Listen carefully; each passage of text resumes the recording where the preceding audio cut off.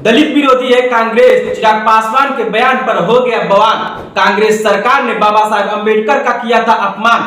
संविधान बचाओ का नारा देने वाला राहुल गांधी खुद संविधान के हत्यारे हैं। चिराग पासवान ने भरे मंच से कांग्रेस की खोली पोल। साथियों, लोकसभा चुनाव के दौरान निरंतरता में ये भ्रम फैलाया गया कि अगर तीसरी बार मोदी सरकार आ गई, अगर एक बार फिर देश में एनडीए की सरकार आ गई तो लोकतंत्र समाप्त कर दिया जाएगा, संविधान की हत्या कर दी जाएगी, आरक्षण समाप्त कर दिया जाएगा।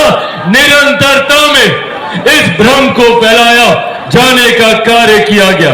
आज एक बार फिर पुनः संविधान को लेकर भ्रमित करने का कार्य किया जा रहा है। पर ये बातें हम लोगों को जानना जरूरी है कि जो लोग आज संविधान की हत्या की बात करते हैं, सही मायनों में अगर देश में किसी एक कालखंड में अगर संविधान की हत्या की गई थी तो वो 1975 में आपातकाल लगाकर सही मायनों में संविधान की हत्या करने का काम कांग्रेस, उनके नेता और उस वक्त की प्रधानमंत्री इंदिरा देवी जी के द्वारा की गई थी। उस वक्त सही मायनों में इंदिरा गांधी के द्वारा लोकतंत्र की और संविधान की हत्या की गई। उस वक्त का दौर और जितने लोग आज इस तथाकथित इंडी अलायंस का समर्थन करते हैं, पूछने की जरूरत है इन लोगों से कि क्या आपातकाल के ये लोग भुक्तभोगी नहीं है। पूछिए राजद के नेताओं से जो आज कांग्रेस की सरकार का समर्थन करते नहीं थकते, संविधान को लेकर, लोकतंत्र को लेकर। पूछिए इनसे कि आपातकाल के वक्त जब जयप्रकाश नारायण ने संपूर्ण क्रांति का नारा दिया था तो वो नारा किसके खिलाफ था? जयप्रकाश जी का वो संपूर्ण क्रांति का नारा इस कांग्रेस की सत्ता को, सरकार को उखाड़ फेंकने के खिलाफ था। पर आज जब कांग्रेस के नेता राहुल गांधी जब बिहार आते हैं तो हाथ में एक लाल रंग की संविधान की किताब को बार बार लहराने का काम करते हैं। पूछिए उनसे कि भैया कब आप माफी मांगिएगा लोकतंत्र की हत्या करने के लिए? कब आप माफी मांगिएगा संविधान की हत्या करने के लिए? राहुल गांधी जी को यह जवाब देना होगा। समय समय पर जिन नेताओं से जो भूल हुई उन्होंने अपनी भूल के लिए माफी मांगने का काम किया।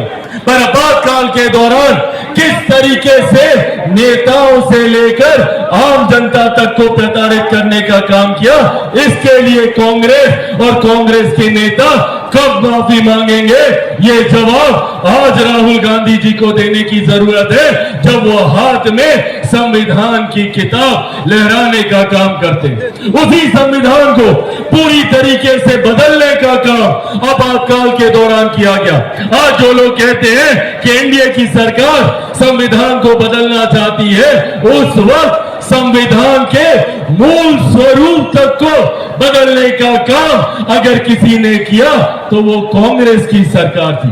ये हकीकत कांग्रेस की और उनके नेताओं की घर घर तक पहुंचनी जरूरी है।